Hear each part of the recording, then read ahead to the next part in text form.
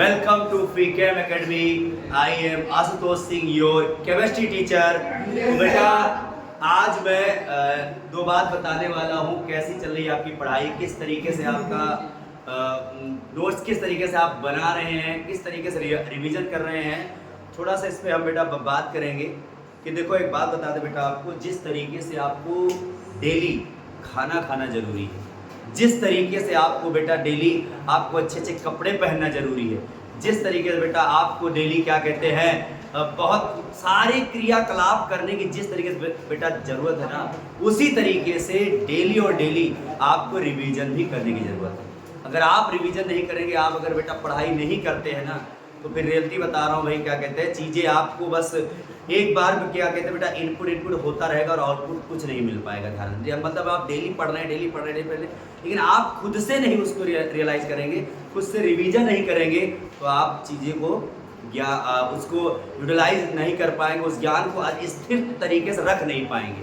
अगर स्थिर तरीके से रखना है तो बेटा डेली रिवीजन बहुत ज़रूरी होता है। आप जानते हैं बेटा क्या कहते हैं, रिवीजन नहीं करो कोई भी चीज़ हो भाई, आप जानते हो आप किसी दुकान पे चले जाओ, दुकानदार को बोल दोगे भाई कि मुझे ये वाला बिस्किट चाहिए, तो फटाक से वो बिस्किट वाले रो में ही जाएगा। उसको मतलब चीज़ें आपको ये मसाला चाहिए हमको, तो वो वही जाएगा जहाँ रखा, मतलब उसको चीज़ें क्या हो गई है, याद हो गई हैं, एक एक चीज़ याद हो गई बेटा कि क्या क्या चीज़ें कहाँ रखी है कहाँ नहीं रखी है। उसी तरीके से बेटा जिस तरीके से आप पढ़ाई कर रहे हो, आपका काम क्या है बताओ, केवल पढ़ना। अभी ये स्टूडेंट लाइफ में क्या काम है भाई, केवल पढ़ना है। तो पढ़ाई डेली वही काम कर रहे हो, तो आप क्यों नहीं पारंगत हो अपने काम में, आप बताओ। तो ये आपका बेटा मोटिव बनता है कि आप अपने काम में पारंगत हो। कोई भी इंसान कोई भी काम करता है अपने काम में क्या रहता है, वो निपुण रहता है। उसी तरीके से बेटा आप जब उसी काम के लिए आते हो, वही चीज़ डेली कर रहे हो आप, तो ये निपुणता लेकर के आओ। और ये कैसे होगा, डेली जो चीज़ें आपको पढ़ाई जा रही डेली एक बार आप रिवीजन जरूर करो उसको। बस मेरा मोटिव है कि आप चीज़ों को जितना पढ़ रहे हैं उससे ज़्यादा उस पर रिवीजन में फोकस करो। आप इतना पढ़ो लेकिन रिवीजन बहुत ज़्यादा करो आप, तभी चीज़ों पे आपकी पकड़ होगी और फिर आपको कोई क्या कहते हैं प्रॉब्लम नहीं क्रिएट कर सकता। ये ध्यान रखना, ठीक है ना। चलो इसी के साथ बेटा हम लोग आज पढ़ने वाले हैं integrated rate equation for first order reaction. ध्यान रखना बेटा, यहाँ पे चीज़ों को देखो, बस जीवन में उतारो ये सब चीज़ें। बस जिस तरीके से आपका खाना पीना रहना सोना जितना जरूरी है आपका, उससे ज़्यादा भाई आपका रिवीजन जरूरी है। सोने के साथ साथ में जैसे आप खेलने पे ज़्यादा टाइम देते हो, मोबाइल चलाने पे ज़्यादा टाइम देते हो, तो फिर किस पे ज़्यादा फोकस करना बताओ आपको, पढ़ाई पे ज़्यादा फोकस करना। आपकी पढ़ाई आपकी प्राथमिकता होनी चाहिए, आपकी पढ़ाई सबकी प्राथमिकता होनी चाहिए बेटा। ध्यान करो, सोते जागते उठते चीज़ें आपकी को फार्मूला टॉपिक रिएक्शन ये सब चीज़ें बेटा आपको धीरे धीरे रिवीजन करते जाना है आपको, वरना एक दिन एग्जाम आएगा इतना सारा बर्डन हो जाएगा, इकट्ठे कुछ नहीं कर पाओगे। फिर आप जब धीरे धीरे चीज़ें खत्म कर डालोगे बेटा ना, तो फिर आराम से चीज़ों को आपको बर्डन नहीं लगेगा और आप सब्जेक्ट पे आपको कमांड हो जाएगी। ये तो ठीक है ना। तो आज बेटा हम लोग क्या पढ़ने वाले हैं, प्रथम कोटि की अपक्रिया का समाकलित वेग समीकरण। तो पहले बेटा डिफाइन करते हैं हम लोग क्या होता है फर्स्ट ऑर्डर रिएक्शन, इसे कहते हैं प्रथम कोटि की अपक्रिया। चलो देखो बेटा, यहाँ first order reaction, first order reaction, प्रथम कोटि की अपक्रिया, कोटि की अपक्रिया।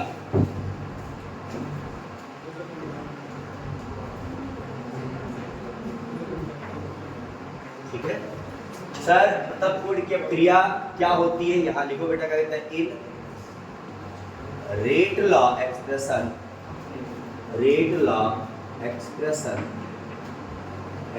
रेट लॉ एक्सप्रेशन,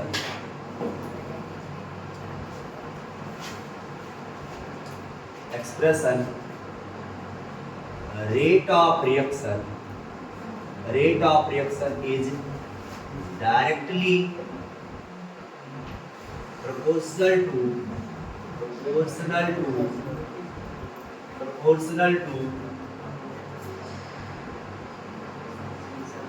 यूनिट या फिर 1 डिग्री, 1 पावर वन पावर, या फिर बेटा आप कह सकते हो unit power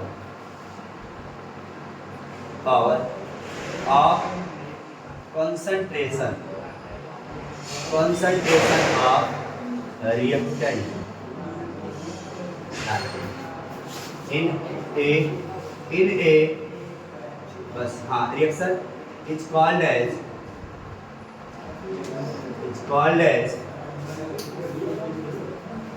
first order reaction.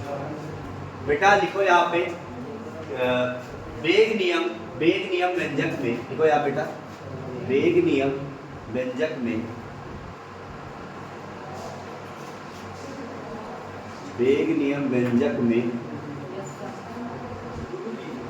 में जब अपक्रिया की दर वेग नियम व्यंजक में जब अपक्रिया की दर अभिकारक की सांद्रता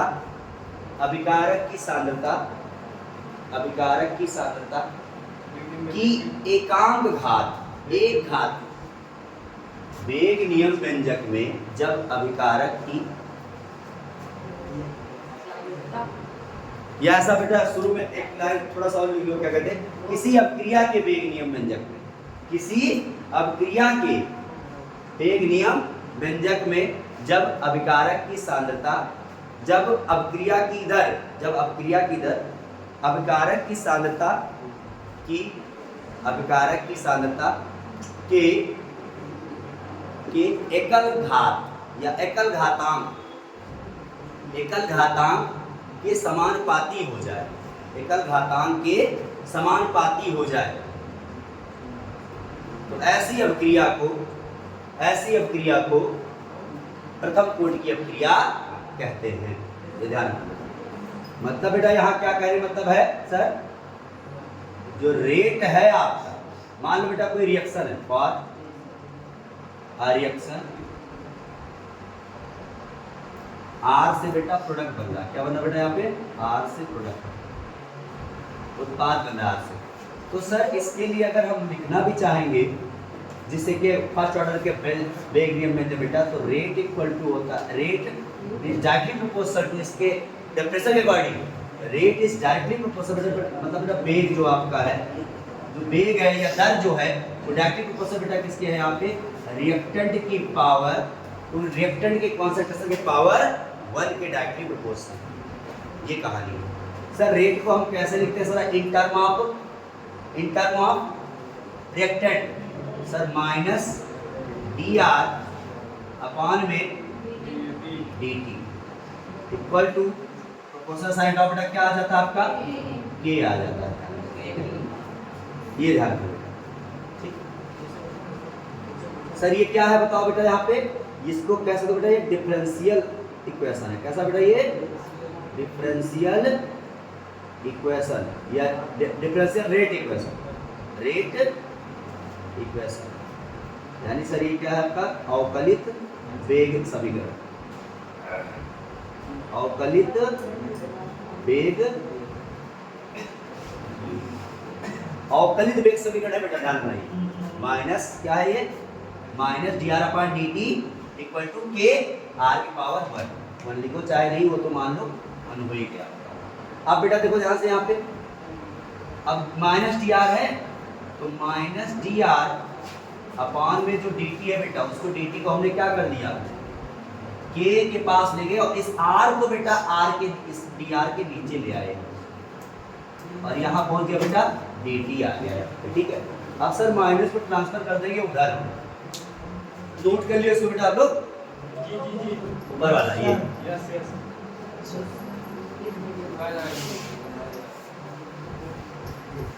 देखो यहाँ इतना कर लिया है बेटा ना, देखो याद हो sir, minus D R upon में आर, और ये माइनस को बेटा क्या करो आप उस तरफ ले जाओ, के डी टी।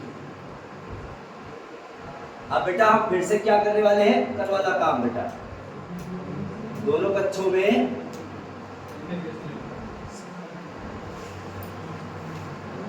समाकलन या दोनों पक्षों का समाकलन करने पर समाकलन करने पर, यानी कि बेटा इंटीग्रेटिंग या टेकिंग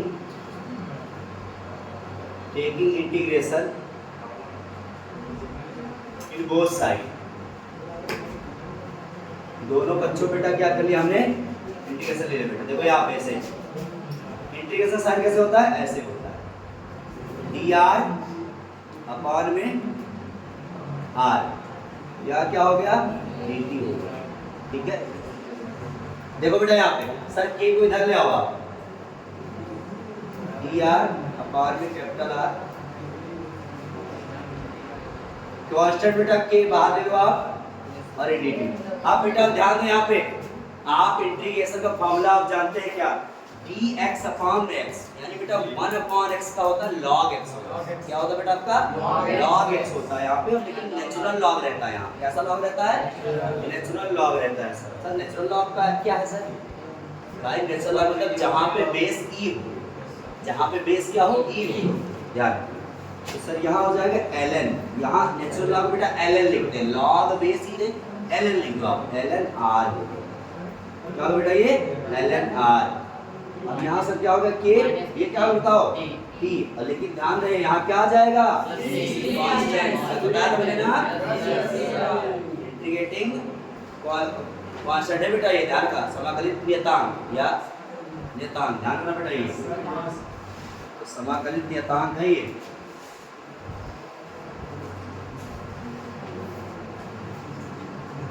इंटीग्रेटिंग कांस्टेंट, इसको इक्वेशन 1 मानो बेटा, ध्यान रखो। आगे देखते जाओ,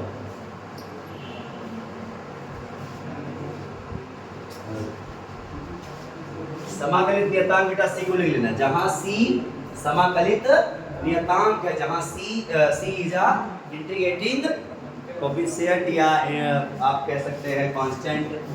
देखो बेटा लिसन, अब बेटा इक्वेशन फर्स्ट है, अब इक्वेशन फर्स्ट में बेटा सी की वैल्यू हमें निकालनी पड़ेगी। इधर ध्यान दो बेटा, ठीक है कि एट t इक्वल टू 0 पर जो बेटा r होगा वो सर r नॉट होगा। क्या हो जाएगा बेटा यहाँ पे, जो r होगा वो क्या हो जाएगा r नॉट, मतलब सर जी इनिशियल कॉन्सेंट्रेशन है, मतलब प्रारंभिक सांद्रता हो जाएगी। ये जो बेटा t समय पे जो सांद्रता थी आपकी, वो 0 समय पे सांद्रता प्रारंभिक वाली आ जाएगी, ठीक है। तो यहाँ बेटा इसको पुट करो आप, पुट इन इक्वेशन फर्स्ट, पहले इक्वेशन बेटा इसको रखने पर, इन मानों को रखने पर, तो बेटा क्या आ गया ln r equal to minus K, T की जगह पे 0 और c, और r की जगह पे क्या रखें बेटा आप r नॉट रखें। क्या रखें बेटा आप r नॉट। तो सर ये तो हो गया 0, तो c की वैल्यू क्या आ गई आपकी ln r नॉट आ गया आपका, ये ध्यान रखिए। अब ये c की वैल्यू कहाँ रख देंगे आप, फिर से इक्वेशन फर्स्ट में देखो, फ्रॉम इक्वेशन फर्स्ट रखो भाई वैल्यू आप, तो ln r और उसके बाद बेटा क्या आ गया आपका यहाँ पर, ये देखो बेटा, और यहाँ आ गया आपका माइनस के टी और प्लस में बेटा क्या आ गया आपका ln r नॉट आ गया। ये इक्वेशन 2 मानो बेटा, और जैसे जैसे हम इक्वेशन बताते जाएंगे उसका ग्राफ भी बताते जाएंगे, ये ध्यान रखना। तो क्योंकि बेटा फिर कॉम्प्लिकेट हो जाएगा, इसलिए यहाँ है देख रहे हो आप, तुरंत इसका ग्राफ देखो कि इसका ग्राफ सर कैसे बनेगा, ये ध्यान रखिए। देखो बेटा यहाँ पे सर इसको हम कराएं comparing by y equal to mx plus c। अब ध्यान दो बेटा यहाँ देखो फर्स्ट ऑर्डर के इंटीग्रेटिंग बेटा कई आपका एक नहीं बेटा कई तो आपका ग्राफ बन जाता है, तो 3 ग्राफ बन जाएगा, यहाँ पर 3 ग्राफ बनाएंगे आपका, ध्यान रखो सर y बराबर mx प्लस c। सर यहाँ अगर y को देखो ध्यान से ऐसे समझो, ऐसे बनाओ ऐसे आप, सर यहाँ क्या है आपका सर ln r है, क्या सर ये ln r है सर, ये कॉन्सेंट्रेशन बेटा ln के रूप में बढ़ रहा है। सर यहाँ क्या है सर, यहाँ पे t है, टाइम है सर, तो सर कुछ ऐसा समय होगा 0 टाइम पे सर यहाँ क्या होगा इसका सर ln r नॉट होगा। क्या होगा सर ln r नॉट। तो ये टाइम के साथ कैसा होता है बताओ, घटता है, तो ये ऐसा ही आपका आएगा ग्राफ बेटा, ठीक है, ध्यान रखना। तो सर यहाँ पे m क्या आ जा रहा है बताओ बेटा, यहाँ पे कंपेयर कराओ जाओ तो भाई, अरे x को आप t माने हो, इसको बेटा y में, तो m की जगह बताओ क्या है, बताओ माइनस के ही तो है, मतलब बेटा m जो आपका जो स्लोप है बेटा, आपका जो प्रवणता है वो क्या है आपका माइनस के है, ये बेटा आपका प्रवणता आ गया, माइनस की आ गया ये, ठीक बेटा। तो पहला ये हो गया, ध्यान रखना ये बात, पहला ये हो गया। अब सर देखेंगे हम लोग सेकेंड, ध्यान सर अब थोड़ा सा और मॉडिफाई करते हैं इस इक्वेशन को हम लोग, ठीक है। अब देखो बेटा from equation two, from equation two, अब फ्रॉम इक्वेशन टू में क्या बेटा यहाँ पे ln r है, ध्यान रखना बेटा, ये माइनस के टी है ना, क्या कर दो आप उसको उधर भेज दो, उठा के कहाँ भेजना बेटा, आपको उधर भेज देना है। तो सर ये क्या हो जाएगा आपका के टी प्लस का हो जाएगा, और ln r नॉट के पास ln r आ जाएगा आपका ln r minus ln r not हो जाएगा, ध्यान दो बेटा यहाँ पे, ठीक है। अब सुनो बेटा यहाँ पे क्या हो जाएगा, यहाँ पे सर के टी इक्वल टू, भाई आप जानते हो log m minus log m क्या होता है, अपॉन में आ जाता है, तो सर ये हो जाएगा ln r अपॉन में r नॉट। अब बेटा बारी आ गई किसकी बेटा यहाँ पर, अब बारी ये आ गई बेटा, क्या कहते हैं इसकी, कि हम इसको क्या कर सकते हैं, अब बेटा इसको हम लॉग में चेंज करा सकते हैं, इसमें बेटा log 10 के बेस पे, अभी तक सर नेचुरल लॉग चल रहा था, इसका भी अगर ग्राफ बनाना चाहो बेटा तो आराम से बना सकते हो आप, ध्यान रखना। सर कैसे ग्राफ बनाओगे, देखो बेटा यहाँ पे अगर हम इसको इधर लग दें, ध्यान इसको बेटा ऐसे कर दें हम, इसको ऐसे कर दें अगर हम ln r अपॉन में r नॉट इक्वल टू क्या हो जाएगा के टी, तो सर अगर इसको हम पूरे को y मान लें, तो इसको सर क्या मान ले हम mx मान ले, तो बेटा कुछ ऐसा ग्राफ बन जाएगा, ध्यान दो यहाँ पे, ठीक है। देखो ये हो गया y ln r नॉट, ये हो गया बेटा क्या आपका t हो गया, यहाँ पर ग्राफ ऐसा कुछ बनेगा यार बेटा, y बराबर mx और से जाने वाला ग्राफ है ना बेटा। तो देखो यहाँ पे क्या हो रहा है, यहाँ पे क्या कहते हैं सर, अगर इसको अगर कंपेयर किया जाए y इक्वल टू mx बेटा, तो ध्यान दो यहाँ पे सर जी ये क्या हो गया आपका y एक्सिस, सर ये ध्यान बेटा t, अरे आप रिएक्टेंट और टाइम के बीच में मतलब कंसंट्रेशन और टाइम के बीच में कर रहे हैं ना बेटा आप, तो सर y बराबर mx, तो सर जी बताओ कि y और mx कोई c दिखा इसमें, कोई मतलब अंताखंड कुछ आया इसमें, बताओ अंताखंड मतलब समझो हो ना आप लोग, सी सेक्शन कुछ कटा इसमें नहीं कटा, तो सर जी कहाँ जा रही है लाइन, ऑरिजिन से जा रही है, जैसी बात है कहाँ जा रही है, मूल से जा रही है ना, तो यहाँ बेटा क्या हो जाएगा ये वाला ग्राफ आएगा, तो सर जी इसके केस में m क्या होगा बताओ, ये हो जाएगा, m क्या हो जाएगा यहाँ पे ये हो जाएगा, ग्राफ देखो कहाँ जाएगा ऑरिजिन से जाएगा, ध्यान रखना बेटा। तो स्लोप आपका इसके केस में क्या हो जाएगा, ये हो जाएगा, मतलब प्रवणता आपका क्या हो जाएगा यहाँ पे ये हो जाएगा, ठीक है, ये ध्यान। अब थोड़ा और मॉडिफाई इसको करते हैं, कितना नोट करो पहले बेटा, बेटा देखो ध्यान से यहाँ पे, तो ये आएगा आपका ग्राफ, ध्यान देना बेटा, यहाँ पे थोड़ा सा यहाँ सब्ट्रैक्ट करने में आपका मिस्टेक हो गया बेटा, यहाँ पे ये जो ln r है जब इधर आएगा तो ln r naught minus ln r हो जाएगा, ये ध्यान रखना थोड़ा सा, मतलब यहाँ नॉट यहाँ पे r हो जाएगा इस तरीके से, ठीक है, तो ये थोड़ा सा ध्यान दे दीजिएगा आपको, ठीक है। चलो बेटा फिर हम आगे और बढ़ते हैं इसके बाद में,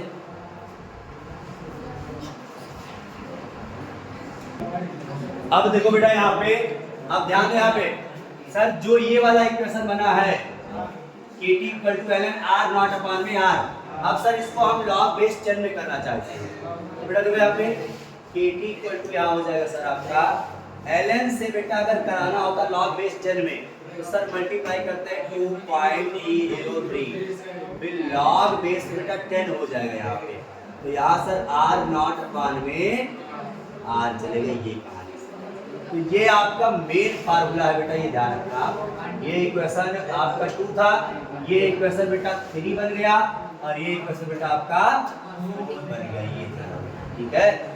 सर हमने क्या किया, यहाँ ln r naught upon r को मैंने 2.303 से मल्टीप्लाई किया तो ये ln जो नेचुरल लॉग था, जो प्राकृतिक लॉग था, वो किसमें बदल गया? लॉग बेस में 10 में बदल गया। नेचुरल लॉग में क्या होता है बेटा? यहाँ पे बेस में e होता है। ध्यान यहाँ पे कोई चीज बेस में e है, यहाँ x है, इसकी वैल्यू बेटा हम लॉग बेस में 10 लाना चाहते हैं तो कुछ नहीं करना बेटा, 2.303 लॉग बेस में 10 x ये हो जाता है, ये ध्यान रखना, ये इक्वल टू ये हो जाता है। ठीक है, वही वैल्यू यहाँ हमने अप्लाई कर दिया। ठीक बेटा, ध्यान रखना।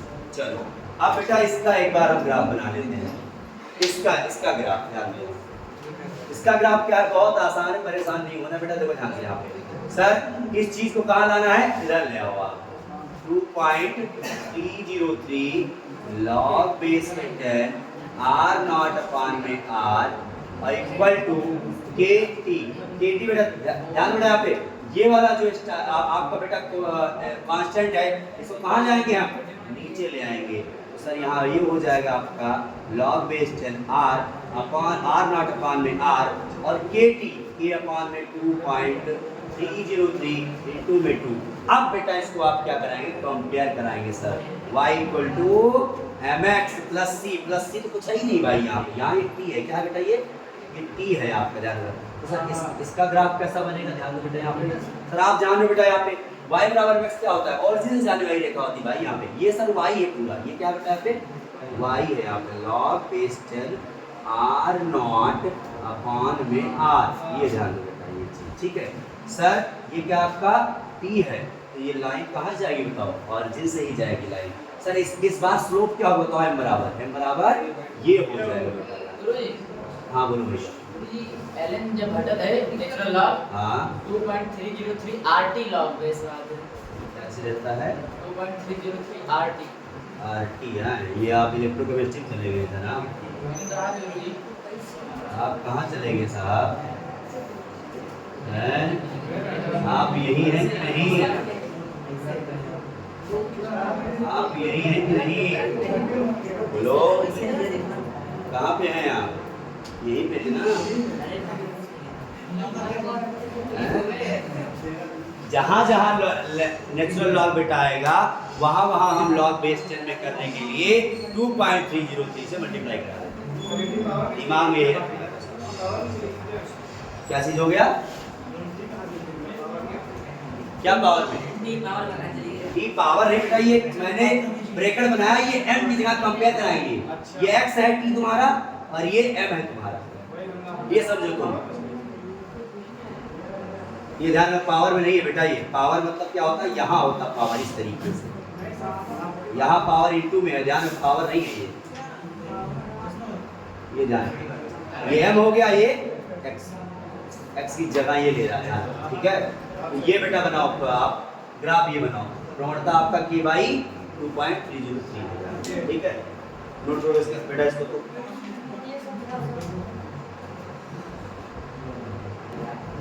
बेटा ये आपका यहाँ से आप क्या करो? t को इधर ले जाओ बस। तो यही आपका क्या होता है बेटा? यहाँ पे integrating rate equation for first order reaction, ये याद रखना है। अब जरा आप बताओ बेटा जीरो ऑर्डर के लिए क्या आया था? किसी को याद है? जीरो ऑर्डर के लिए क्या आया था? R naught upon 2 k equal to r naught minus r upon में t आया था। डबल R नॉट नहीं ना, किसके लिए था बताओ? Zero order. ये बेटा कितने था? जीरो ऑर्डर के लिए था। जीरो ऑर्डर के लिए था। हाफ टाइम के लिए आप ये निकालेंगे कि हाफ बराबर r नॉट अपॉन 2k था। ये हाफ लाइफ का ध्यान रखना। अब बेटा हम लोग हाफ लाइफ फर्स्ट ऑर्डर की निकालेंगे। ठीक है, याद कर लो ये सब चीजें, याद रही थी हमेशा आपको। आज पढ़ो, इसीलिए बोले हैं बेटा आप रिवीजन बहुत जरूरी है करना। चीजें ओवर कॉन्फिडेंस से मत रहो आप, नहीं आज चीजें पढ़ो कल भूल जाओगे। ध्यान रखना, तो रिवीजन डेली करते रहो। पहला रिवीजन आज कर लो, फिर तीसरे दिन बाद रिवीजन कर लो, फिर आप क्या कहते हैं एक सप्ताह पे एक बार फिर से उसको रिवीजन कर लो। और आपका टेस्ट होता भी रहता है इसीलिए ताकि आपका रिवीजन बना रहे। और फिर संडे को टेस्ट आ रहा बेटा तो समझ लो क्या कहते हैं आपका जितना पढ़ाया जा रहा है उतने में अच्छे से टेस्ट होने वाला है। तो रिवीजन आप करते रहो, आप ध्यान रखो। ठीक है, लिसन अब बेटा देखो यहाँ पर हम यहाँ हेड का बेटा आप अर्ध आयु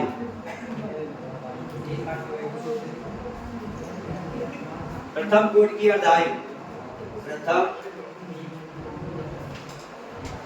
कोटि अभिक्रिया की अर्धायु, half life of first order reaction.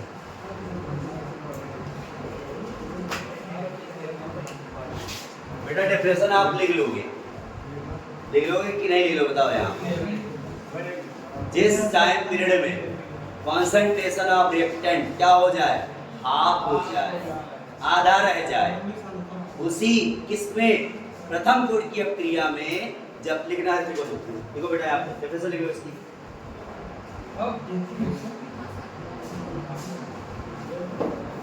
जब प्रथम कोट की अपक्रिया में, जब प्रथम कोट की अपक्रिया में, जब प्रथम कोट की अपक्रिया में, अपक्रिया में अभिकारक की सांद्रता, अभिकारक की सांद्रता जिस समय अंतराल में, जिस समय अंतराल में आधी रह जाती है, आधी रह जाती है,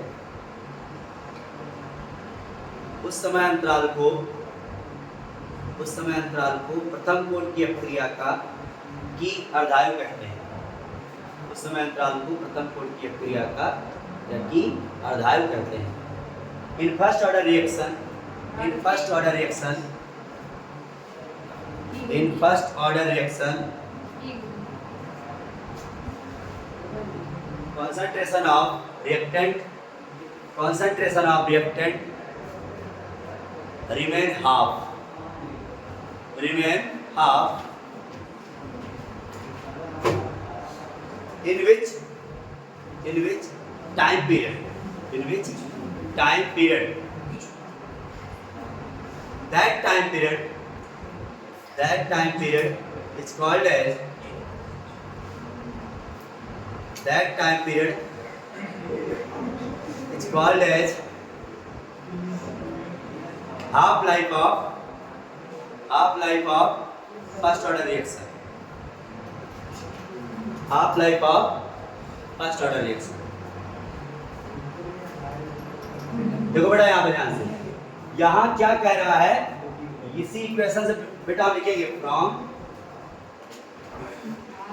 integrated rate equation of first order.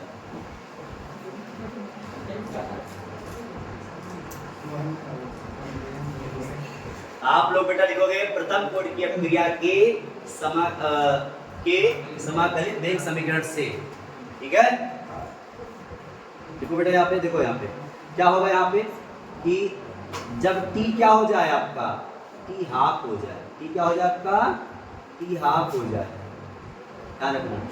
तो सर जो r होता है वो क्या होता है बेटा आपका, r0/2 बच जाता है, ध्यान रखना। t से हाफ हुआ कब बेटा, जब r आपका r0/2 बच हो गया, ध्यान रखना। तो सर पुट करो इसी में, इसे बेटा लिखो k = 2.303 log अपॉन में t की जगह क्या हो जाएगा आपका, t हाफ हो जाएगा, ठीक है। यहाँ रेट इक्वेशन फ्रॉम लिखा बेटा ना, यही पे लिख देना आप क्या कहते इक्वेशन।